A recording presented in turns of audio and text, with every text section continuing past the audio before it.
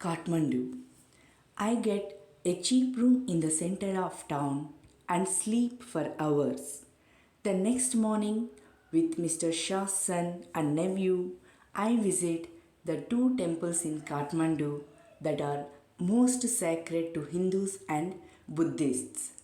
At Pashupatinath, outside which a sign proclaims entrance for the Hindus only. There is an atmosphere of febrile confusion. Priests, hawkers, devotees, tourists, cows, monkeys, pigeons, and dogs roam through the grounds. We offer a few flowers. There are so many worshippers that some people trying to get the priest's attention are elbowed aside by others pushing their way to the front. A princess of the Nepalese royal house appears. Everyone bows and makes way. By the main gate, a party of saffron clad westerners struggle for permission to enter. The policeman is not convinced that they are the Hindus. Only Hindus are allowed to enter the temple. A fight breaks out between two monkeys. One chases the other, who jumps onto a Shivalinga, then runs screaming around the temples and down to the river, the holy Bagmati, that flows below. A corpse is being cremated on its banks. Washerwomen are at their work and children bath. From a balcony, a basket of flowers and leaves, old offerings now wilted, is dropped into the river. A small shrine half protrudes from the stone platform on the river bank. When it emerges fully, the goddess inside will escape, and the evil period of the Kali Yuga will end on earth.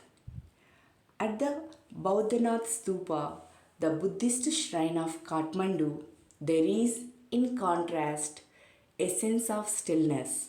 Its immense white dome is ringed by a road. Small shops stand on its outer edge.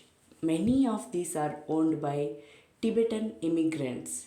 Felt bags, Tibetan prints, and silver jewelry can be bought here. There are no crowds. This is a haven of quietness in the busy streets around.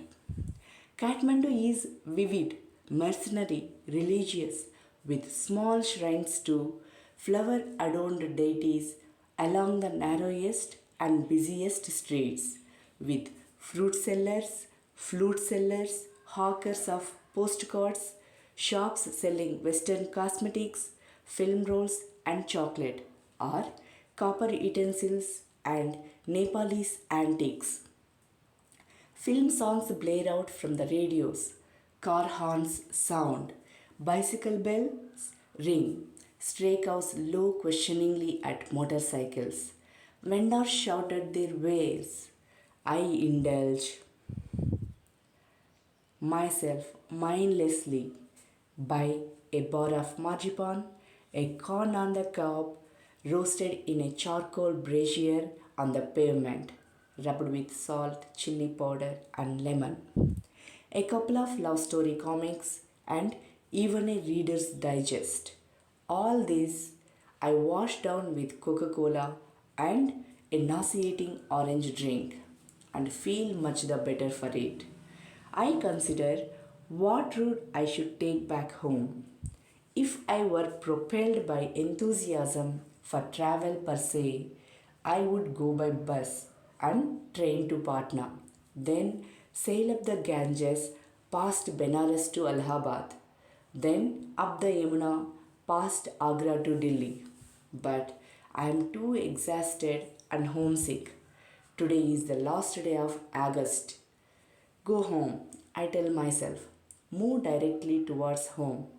I enter a Nepal Airlines office and buy a ticket for tomorrow's flight.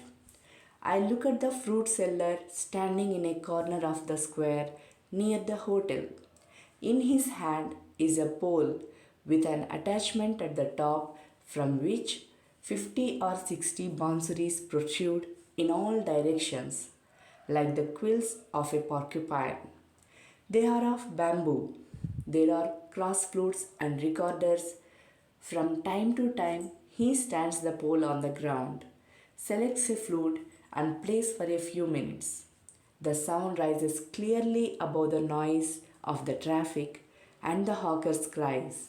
He plays slowly, meditatively, without excessive display. He does not shout out his wares. Occasionally, he makes a sale, but in a curiously off-handed way, as if this were incidental to his enterprise. Sometimes he breaks off playing to talk to the fruit seller. I imagine that this has been the pattern of his life for years. I find it difficult to tear myself away from the square.